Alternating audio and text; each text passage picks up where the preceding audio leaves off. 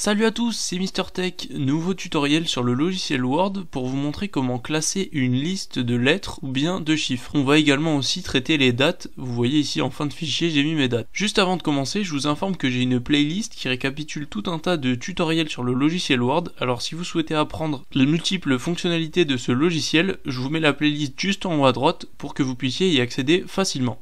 On va commencer par voir comment classer toute une série de prénoms. Donc là ce sont des prénoms mais bien évidemment ça marche pour les mots, c'est pareil, j'ai juste pris ça comme exemple. Pour les classer, vous voyez ici qu'ils ne sont pas dans l'ordre alphabétique, vous allez tout simplement les sélectionner tous les paragraphes et vous allez aller ici sur trier, donc c'est juste à côté du retour chariot.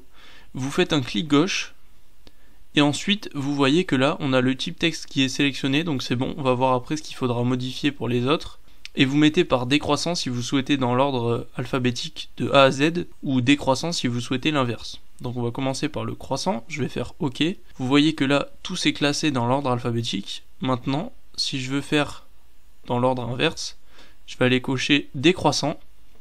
Et vous voyez que là c'est l'inverse de l'ordre alphabétique. Je précise que pour que tout ça soit efficace, il faut que ça soit classé par paragraphe. Donc là vos paragraphes, si vous souhaitez les faire apparaître, vous cliquez ici sur ce petit symbole afficher tout. Et là en fait à chaque fois que vous allez voir ce petit symbole là, ça va signifier qu'il y a un nouveau paragraphe. Parce que par exemple si j'avais mis Vivien aligné avec Adèle, et ben en fait ça aurait pas classé, enfin ça aurait pas pris en compte Vivien. Donc il faut bien que vos mots soient classés par paragraphe pour pouvoir les trier. J'espère que ça vous l'avez bien compris. Bien évidemment si vous n'avez pas compris, n'hésitez pas à me demander en commentaire. Je vais enlever ça pour la suite de la vidéo pour que ça soit plus simple. On passe maintenant au nombre. Donc là toujours pareil, les paragraphes. Je sélectionne toute ma liste, je fais bien attention à pas oublier de numéros. Vous voyez là aussi que c'est dans le désordre, on a là 0, 1, 2, le 3 il est ici. Donc je vais aller cliquer sur trier. Et cette fois-ci, je vais sélectionner nombre si ça ne l'est pas. Et en général, ça se fait de manière automatique. Donc là, ça s'est mis nombre, ça va reconnaître automatiquement. Et vous voyez là, c'est bien écrit paragraphe. Après, avec les titres et les champs, je pourrais vous montrer. Mais ça sera le sujet d'une autre vidéo, c'est un petit peu plus particulier. Donc pour l'instant, on touche pas à ça. On vérifie simplement que ça s'est bien adapté. Là, vous voyez que ça a laissé automatiquement par décroissant. Donc là, on va remettre sur croissant pour qu'on ait le 0 d'abord.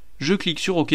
Et là, vous voyez que tout s'est bien classé. Juste avant de passer aux dates, je prends quelques secondes pour remercier tous ceux qui prennent le temps de s'abonner à la chaîne et de liker la vidéo. Vous m'aidez énormément, donc merci beaucoup à vous. Et donc là, pareil, je sélectionne mes dates. Vous voyez ici, donc j'ai mis le jour et le mois. On peut très bien s'imaginer faire ça avec les années aussi, il n'y a aucun problème. Et toujours pareil, vous retournez sur le trier. Et là, vous voyez que automatiquement, ça a sélectionné date. Ça reconnaît vraiment très bien. Et donc pareil, on va laisser croissant pour mettre le janvier d'abord, parce que là, il est à la fin.